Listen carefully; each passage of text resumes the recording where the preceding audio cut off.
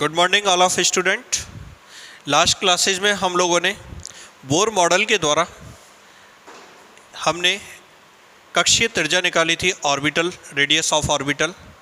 Next अपन ने orbital velocity find out की थी, टाइम पीरियड और फ्रीक्वेंसी इलेक्ट्रॉन की फाइंड आउट की थी और इलेक्ट्रॉन की एनर्जी फाइंड आउट की थी। और स्पेक्ट्रम के डिस्क्रिप्शन की अपन बात कर रहे थे, लेकिन स्पेक्ट्रम के डिस्क्रिप्शन में केवल हम लोगों ने बामर्स ने जो हमें फॉर्मूला ड्राइव किया था उसके अकॉर्डिंग हमने केवल दीप्त रेखाओं की बात की थी कि हमारे पास 4 दीप्त रेखाएं मिलती हैं और जिनकी वेवलेंथ अपन ने कल डिस्कस की थी 756.3 आपके पास नैनोमीटर। दूसरी हमारे पास थी 486.1 नैनोमीटर। थर्ड हमारे पास थी 434.1 नैनोमीटर और देन अपने पास 410.2 नैनोमीटर। ये 4 वेवलेंथ हमारे पास थी। ठीक है, अब मैं क्या कर रहा हूँ, स्पेक्ट्रम का डिस्क्रिप्शन कर रहा हूँ, लेकिन बोर मॉडल से मैं डिस्क्रिप्शन कर रहा हूँ। कल तो हमारे पास केवल सीधा फार्मूला था। और कैसे डिस्क्रिप्शन करेंगे, हम इसमें तीसरा पोस्टुलेट काम में लेंगे, तीसरी अभिग्रहिति। बोर ने तीसरी अभिग्रहिति ये दी थी कि जब भी परमाणु के अंदर इलेक्ट्रॉन निम्न ऊर्जा स्तर से उच्च ऊर्जा स्तर में जाता है, लो एनर्जी लेवल से हाई एनर्जी लेवल में जाता है, तो ऊर्जा का क्या करता है, अवशोषण करता है। और उच्च से जब निम्न में आता है तो ऊर्जा का क्या करेगा, उत्सर्जन करेगा, इमिशन ऑफ एनर्जी। तो इट मीन्स हम ये कह सकते हैं जब हायर एनर्जी से लो एनर्जी लेवल में आता है तो इस कंडीशन के अंदर फोटोन एनर्जी का इमिशन करेगा। Then formula will be H nu is equal to E N two minus कितना, ई एन वन। ये फार्मूला होगा H nu is equal to E N two minus बोलो कितना, ई एन वन। क्लियर। अब एक चीज़ बताओ, NB कक्षा के अंदर यदि एनर्जी की बात करते हैं तो ये हमारे पास फार्मूला होता है माइनस के 13.6 Z square upon N square electron volt. Clear. अब मैं इसमें वैल्यू पुट करता हूँ, एच न्यू की जगह लिख देता हूँ c upon lambda, E N two की जगह लिख देता हूँ माइनस के 13.6 Z square upon N square. तो ये एन टू भी कक्षा है, एन टू स्क्वायर माइनस अपन इसको लिख देते हैं माइनस के 13.6 जेड स्क्वायर और ये अपने पास एन वन स्क्वायर। और ये जो पूरा रिलेशन है ये इसका आंसर आपके पास किस में आएगा, इलेक्ट्रॉन वोल्ट के अंदर आएगा। क्लियर है। तो यहाँ पे अपन देखते हैं S C upon lambda is equal to, ये नेगेटिव साइन है, या माइनस माइनस क्या हो जाएगा, प्लस हो जाएगा। ठीक है, तो Z square upon N one square plus के हो जाएंगे और Z square N two square यहाँ माइनस के हो जाएंगे। तो मैं क्या करता हूँ, 13.6 को बाहर निकालता हूँ, जेड स्क्वायर को बाहर निकालता हूँ, ये अपने पास हो जाएगा 1 अपॉन एन वन स्क्वायर, ये अपने पास हो जाएगा 1 अपॉन एन टू स्क्वायर और ये इलेक्ट्रॉन वोल्ट में हमारे पास आंसर होगा। ठीक है, देखना है यहाँ पे मैं इसको ऐसे लिख देता हूँ 1 upon lambda is equal to 13.6 और इलेक्ट्रॉन वोल्ट में स्मॉल ई को पास में ले लेता हूँ और ये अपने पास एच सी, इसको नीचे लेके आगे, ये अपने पास Z square 1 upon N one square minus 1 upon n two square. यहाँ पर ये 13.6 ई अपॉन एस सी, तो अपन जानते हैं ई की वैल्यू 1.6 इंटू 10 की पावर माइनस 19, एच की वैल्यू जानते हैं अपन 6.63 इंटू 10 की पावर माइनस 34 और सी की वैल्यू अपन जानते हैं 3 इंटू 10 की पावर कितना, 8। ये सारी वैल्यूज यदि मैं यहाँ पर रखता हूँ तो इस कंडीशन में इसकी जो वैल्यू हमारे पास आती है वो कैपिटल आर से अपन इसको रिप्रेजेंट करते हैं, जिसको अपन बोलते हैं रेडबर्ग कांस्टेंट। क्या बोला जाता है इसे, रेडबर्ग कांस्टेंट या रेडबर्ग नियतांक। 13.6 ई अपॉन एस सी, इसको कैपिटल आर कहा जाता है और इसको कहा जाता है रेडबर्ग कांस्टेंट। और इस रेडबर्ग कांस्टेंट की वैल्यू होती है 1.0973 इंटू 10 की पावर 7 और यूनिट इसकी होती है मीटर इनवर्स। ध्यान रखना, रेडबर्ग कांस्टेंट की वैल्यू पूछे तो रेडबर्ग कांस्टेंट की वैल्यू आपके पास होती है 1.0973 इंटू 10 की पावर 7 मीटर इनवर्स। क्लियर है। तो अब यहाँ पर अपन देखेंगे तो इसको मैं लिख सकता हूँ फाइनली 1 अपॉन लेमडा, ये मेरे पास capital R, Z square 1 upon N one square minus 1/n2 square. Clear. अब हाइड्रोजन एटम की बात करते हैं। तो हाइड्रोजन एटम के लिए हम लिख सकते हैं Z इज इक्वल टू 1। तो हाइड्रोजन एटम में Z इज इक्वल टू 1 लिखेंगे तो 1/λ is equal to capital R, ये अपने पास 1/n1 square minus 1/n2 square, and this is the relation for the wavelength. यहाँ से हम लैम्डा की वैल्यू को क्या कर सकते हैं, ड्राइव कर सकते हैं। और 11th क्लास में हम लोगों ने पढ़ा है 1/λ जो होता है वो होती है तरंग संख्या। क्या होती है? तरंग संख्या, वेव नंबर। और वेव नंबर को, तरंग संख्या को हम न्यू बार से डिनोट करते हैं।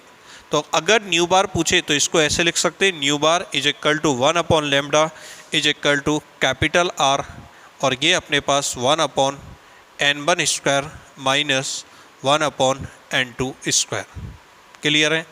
तो बोर थ्योरी के द्वारा या बोर मॉडल के द्वारा मैंने हाइड्रोजन एटम के स्पेक्ट्रम की डिस्क्रिप्शन के लिए मैंने सबसे पहले वेवलेंथ लैम्डा की वैल्यू निकाली है, और ये फार्मूला मेरे पास निकला है 1/λ is equal to capital R 1/n1 square minus 1/n2 square.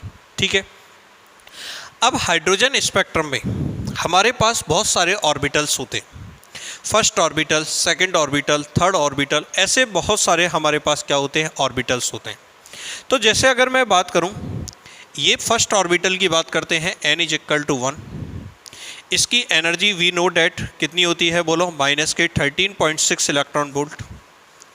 अगर सेकंड ऑर्बिटल की बात करते हैं तो ये मेरे पास n इज इक्वल टू 2। इसकी बात करते हैं, इसकी एनर्जी होती है माइनस के 3.4 इलेक्ट्रॉन वोल्ट। तीसरे ऑर्बिटल की बात करते हैं तो ये मेरे पास हो गया n इज इक्वल टू 3। इसकी एनर्जी मेरे पास होती है माइनस के 1.51 इलेक्ट्रॉन वोल्ट। ऐसे ही ये मेरे पास फोर्थ ऑर्बिटल होता है, n इज इक्वल टू 4। ऐसे ही ये मेरे पास फिफ्थ ऑर्बिटल होता है, n इज इक्वल टू 5। ये मेरे पास नेक्स्ट ऑर्बिटल होता है, n is equal to 6। Next orbital की बात करते हैं, n इज इक्वल टू 7, और नेक्स्ट ऑर्बिटल बात करो, n इज इक्वल टू 8। ऐसे कितने भी ऑर्बिटल हम क्या कर सकते हैं, ले सकते हैं। तो ये फॉर्मूला आप ध्यान रखोगे, 1/λ is equal to capital R और 1/n1 square minus 1/n2 square hydrogen atom के लिए। तो मैं एक बार लिख देता हूँ वापस यहाँ पर, हाइड्रोजन एटम के लिए ये formula 1/λ is equal to capital R 1/n1 square minus 1/n2 square. Clear? कोई दिक्कत है यहाँ तक?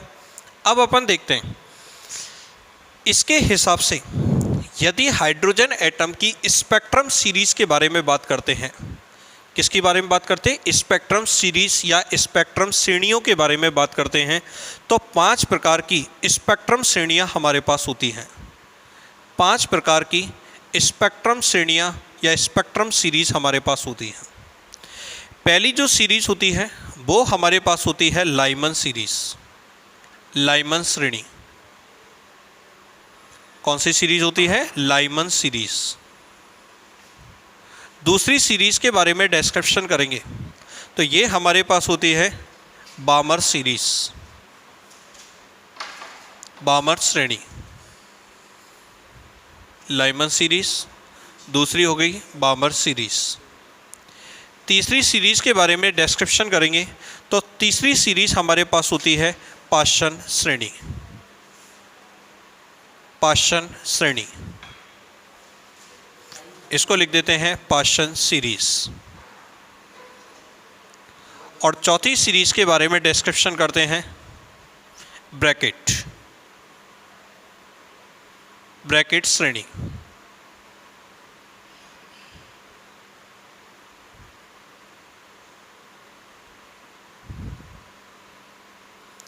और पांचवी सीरीज़ के बारे में डिस्क्रिप्शन करते हैं तो पांचवी सीरीज़ का नाम होता है फंड श्रेणी,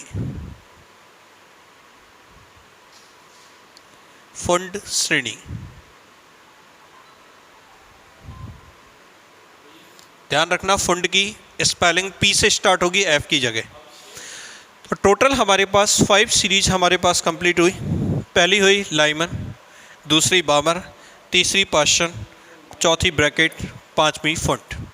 और मैंने कहा था इलेक्ट्रॉन उच्च ऊर्जा स्तर से निम्न ऊर्जा स्तर में आएगा। तो इलेक्ट्रॉन देखो लाइमन सीरीज में फर्स्ट ऑर्बिटल के अंदर आना चाहिए, और कहाँ से आना चाहिए? उच्च ऊर्जा स्तर, हाई एनर्जी लेवल, जिसका ऑर्बिटल नंबर 2, 3, 4, 5, 6 डैश आपके पास कुछ भी हो, लेकिन आना कौन सी में चाहिए? फर्स्ट में। यदि इलेक्ट्रॉन उच्च ऊर्जा स्तर N2 = 2 से, 3 से, 4 से, 5 से, यदि कहीं से भी हमारे पास इलेक्ट्रॉन आता है फर्स्ट ऑर्बिटल के अंदर, तो ये वाली जो सीरीज़ होती है, इस सीरीज़ को अपन बोलते हैं लाइमन सीरीज़ या लाइमन श्रेणी। क्लियर? तो फर्स्ट ऑर्बिटल के अंदर आ रहा है, कौन से ऑर्बिटल से आ रहा है? 2, 3, 4 से। तो इस कंडीशन के अंदर हम इस सीरीज़ को बोलेंगे क्या? लाइमन श्रेणी, या जितनी भी स्पेक्ट्रम लाइन है इन्हें सबको बोलेंगे अपन लाइमन श्रेणी बोलेंगे। क्लियर? तो इसका फॉर्मूला अगर इसमें वैल्यू पुट करें तो 1/λ कैपिटल R, तो ये हो गया 1/1 का स्क्वायर माइनस 1/N2 का स्क्वायर। तो ये हमारे पास इसका फॉर्मूला ड्राइव हुआ, और जहाँ N2 की वैल्यू 2, 3, 4 जैसे भी हमारे पास दे रखी है वो वैल्यूज़ अपन इसके अंदर पुट कर देंगे। कोई प्रॉब्लम यहाँ तक? जो इसमें वेवलेंथ हमारे पास जनरेट होती है उसमें उपस्थित जो विद्युत चुंबकीय तरंगे होती हैं वो होती है हमारे पास परावैगनी तरंगे, ultraviolet wave, ultraviolet wave. ठीक है, आपसे ये पूछे लाइमन श्रेणी में कौन सी विद्युत चुंबकीय तरंगे उपस्थित होती है, या which electromagnetic waves are available in Lyman series, then answer will be the ultraviolet wave या परावैगनी तरंगे। Clear? Next, Balmer series. Balmer series में हमारे पास इलेक्ट्रॉन सेकंड ऑर्बिटल के अंदर आना चाहिए, और कहाँ से आ सकता है? ये 3 से आ सकता है, 4 से आ सकता है, 5 से आ सकता है, 6 से आ सकता है, 7 से आ सकता है, 8 से आ सकता है, 9 से आ सकता है, कहीं से भी आए कोई दिक्कत नहीं है। कौन से ऑर्बिटल में आना चाहिए आपके पास? सेकंड ऑर्बिटल के अंदर आना चाहिए। कहाँ से आ सकता है बताओ? थर्ड, फोर्थ, फिफ्थ, सिक्स, कहीं से भी आपके पास आ सकता है। तो इस कंडीशन के अंदर जितनी भी हमारे पास स्पेक्ट्रम लाइन मिलेंगी वो हमारे पास सारी होंगी बामर सीरीज़ के अंदर मानी जाती हैं। तो ये हमारे पास हुई बामर सीरीज़, बामर श्रेणी। कौन सी श्रेणी हुई? बामर श्रेणी।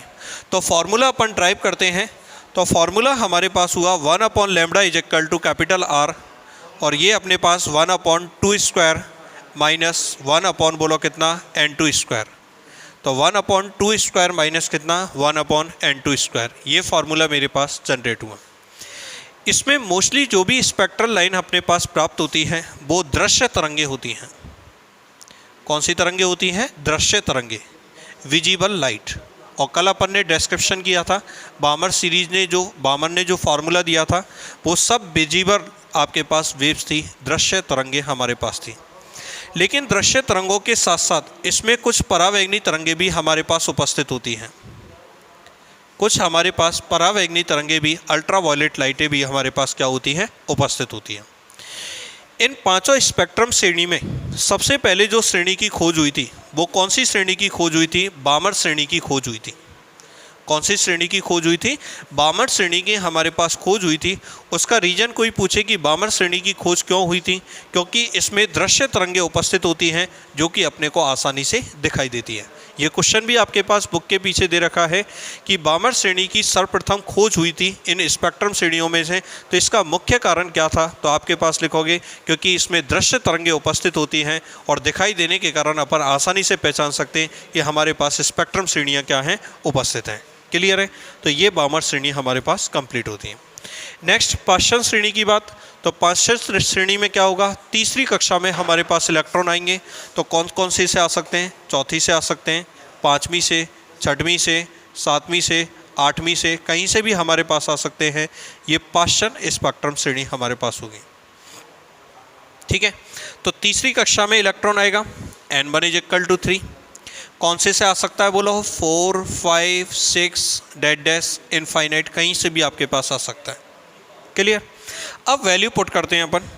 तो 1/λ = कैपिटल R 1/3 का स्क्वायर माइनस 1/n2²। आपने देखा होगा सब में मैंने n2 की वैल्यू छोड़ दी है। रीजन क्या है, n2 की वैल्यू इसमें कुछ भी हो सकती है, सेकंड हो सकती है, थर्ड हो सकती है, फोर्थ हो सकती है, इसमें 3, 4, 5, 6 कुछ भी हो सकती है, इसमें 4, 5, 6 कुछ भी हो सकती है। ठीक है, तो ये हमारे पास इसका फॉर्मूला होगा। और इसमें जो भी तरंगे हमारे पास होती हैं वो सब अवरक्त तरंगे होती हैं। अवरक्त तरंगे, इंफ्रारेड रेस, इंफ्रारेड वेव्स हमारे पास अवेलेबल होती हैं। इनमें सब कंप्लीटली पूरी अवरक्त तरंगे हमारे पास उपस्थित होती हैं। क्लियर। ब्रैकेट की बात करते हैं तो ब्रैकेट में इलेक्ट्रॉन आपके पास 4th ऑर्बिटल के अंदर आएगा और कहाँ कहाँ से आ सकता है, 5, 6, 7 से आ सकता है। और ऐसे ही अपन फुंड की बात करेंगे तो इसमें 5th ऑर्बिटल के अंदर आएगा, कहाँ से आएगा, 6, 7, 8 से। तो ये तो हमारे पास होगी कौन सी, ब्रैकेट, और ये हमारे पास हो गया फुंड। क्लियर। तो देखते हैं अपन, 4th ऑर्बिटल के अंदर आएगा, n1 = 4। कहाँ से आ सकता है बोलो, 5, 6, 7, 8 कहीं से भी हमारे पास आ सकता है। फॉर्मूले की बात करते हैं, 1/λ = R 1/4² - 1/n2²। क्लियर। और इसमें भी जो रेज हमें मिलेंगी वो अवरक्त तरंगे या इंफ्रारेड रेज हमारे पास उपस्थित होंगी। ओके, नेक्स्ट अपन डिस्कस करते हैं फुंड श्रेणी। तो फुंड श्रेणी के अंदर हमारे पास, फुंड श्रेणी की अगर हम बात करते हैं अपन तो 5th ऑर्बिटल में आएगा। तो n1 = हमारे पास 5 और कहाँ कहाँ से आएगा, 6, 7, 8 डैश। और फॉर्मूले की बात करते हैं, 1/λ = R 1/5² - 1/n2²।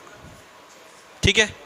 और इसकी भी अपन बात करते हैं, इसमें भी आपके पास अवरक्त तरंगे उपस्थित होती हैं, इंफ्रारेड रेस।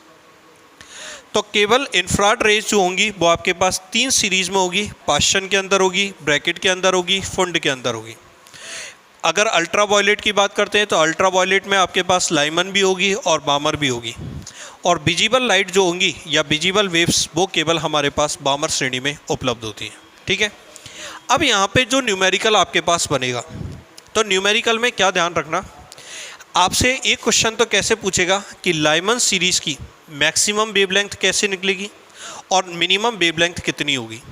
मतलब हर स्पेक्ट्रम सीरीज़ की आपसे मैक्सिमम वेवलेंथ और मिनिमम वेवलेंथ, मतलब अधिकतम तरंगदैर्घ्य और न्यूनतम तरंगदैर्घ्य का मान पूछ सकता है। बहुत ही सरल तरीका बता रहा हूँ आपको, जब भी स्पेक्ट्रम श्रेणी की न्यूनतम तरंगदैर्घ्य पूछे मिनिमम वेवलेंथ, तो आपको n2 की वैल्यू इनफाइनाइट काम में लेनी है।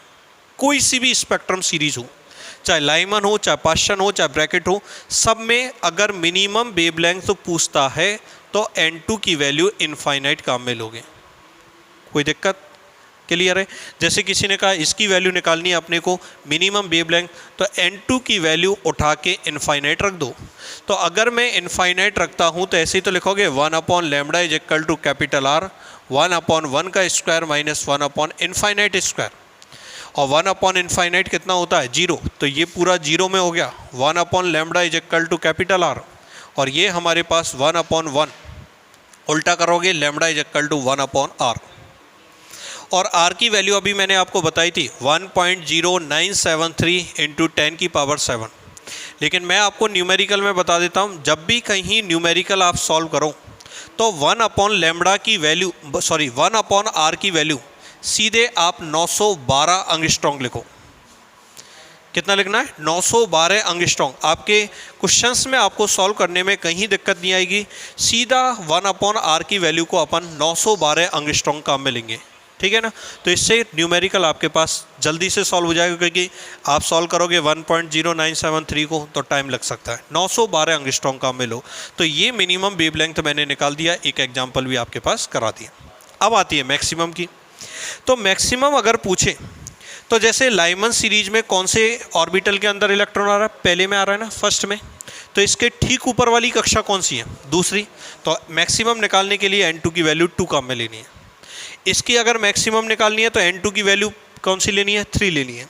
इसके लिए मैक्सिमम निकालनी है तो N2 की वैल्यू कितनी लेनी है, 4 लेनी है। ऐसे इसके लिए कितनी लेनी है, 5 लेनी है। मतलब जिस ऑर्बिटल के अंदर इलेक्ट्रॉन निकल रहा है उससे ठीक ऊपर वाली कक्षा को आप क्या मानोगे, N2 की वैल्यू मानोगे, आपके पास मैक्सिमम वेवलेंथ निकल के आ जाएगी। ठीक है, तो आपको समझ में आ गया होगा। अगर मिनिमम निकालनी है तो मिनिमम निकालने के लिए N2 की वैल्यू इनफाइनाइट, और मैक्सिमम वेवलेंथ निकालनी है तो उससे ठीक ऊपर वाली जो ऑर्बिटल है उसको आप N2 मानोगे। क्लियर है। एक और कौन से क्वेश्चन बनते हैं, आपसे पूछा जाता है लाइमन सीरीज जो हमारे पास होती है उसकी फर्स्ट लाइन, उसकी सेकंड लाइन, उसकी थर्ड लाइन, उसकी फोर्थ लाइन, जो भी हमारे पास फर्स्ट सेकंड थर्ड फोर्थ जो भी स्पेक्ट्रम सीरीज है उनकी वेवलेंथ पूछा जा सकता है। तो एक चीज़ देखना, जैसे लाइमन की बात कर रहा हूँ, फिर और किसी की बात करेंगे, लाइमन के लिए बात कर रहे हैं, तो ये इसकी फर्स्ट लाइन है जब इलेक्ट्रॉन सेकंड ऑर्बिटल से आ रहा है, थर्ड से आ रहा है तो ये सेकंड लाइन हो गई, फोर्थ से आ रहा है तो ये थर्ड लाइन हो गई, और ये आपके पास फिफ्थ से आ रहा है तो ये हमारे पास ऐसे लाइन निकाल सकते हैं, फर्स्ट सेकंड थर्ड फोर्थ और फिफ्थ। तो अब जब आपसे ये पूछे, जैसे किसी ने कहा थर्ड लाइन, तो थर्ड लाइन का मतलब है N2 = 2 first line, 3 second line, 4 आपके पास थर्ड लाइन, तो थर्ड लाइन का मतलब है N2 की वैल्यू अपने को कितनी लेनी है, 4 लेनी है। ऐसे ही देखो बामर सीरीज के अंदर किसी ने कहा सेकंड लाइन काम में लेनी है, क्या लेना है, बामर सीरीज में सेकंड लाइन, तो बामर सीरीज में सेकंड लाइन कैसे लिखोगे, N2 की वैल्यू देखो 3 फर्स्ट लाइन, 4 सेकंड लाइन, तो N2 की वैल्यू अपने को कितनी लेनी है, 4 लेनी है। तो इस तरीके के क्वेश्चन हमारे पास क्या होते हैं, यहाँ पर बनते हैं। तो ये हमारे पास फाइनल इस हाइड्रोजन परमाणु के स्पेक्ट्रम की व्याख्या हुई। नेक्स्ट क्लासेज में बोर मॉडल की जो भी हमारे पास कमियां हैं उन कमियों को अपन डिस्क्रिप्शन करेंगे। ठीक है, थैंक यू।